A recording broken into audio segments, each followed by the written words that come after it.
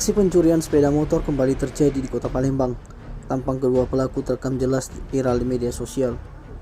Aksi curanmor itu berlangsung di salah satu rumah bedeng yang ada di Jalan Mayor Zurbi Bustan, Kelurahan Sukajaya, Kecamatan Sukarame, Palembang. Aksi kedua pelaku terekam jelas dari CCTV yang terpasang menunjuk peristiwa itu terjadi, di mana dalam rekaman CCTV tersebut datang dari mengendap-endap.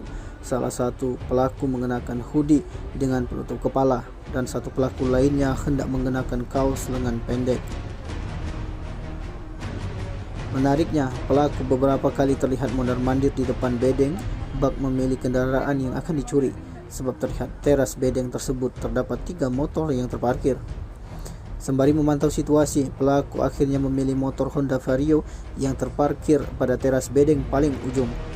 Tidak butuh waktu lama bagi pelaku untuk membawa kabur sepeda motor tersebut. Rekaman CCTV aksi pencurian sepeda motor itu pun kini telah viral di media sosial Instagram. Sementara terpisah Kapolsek Sukarame Palembang M. Ikang Ade Pultra yang dikonfirmasi menjelaskan pihaknya tengah melakukan pengecekan. Tim Liputan Sumsel TV melaporkan.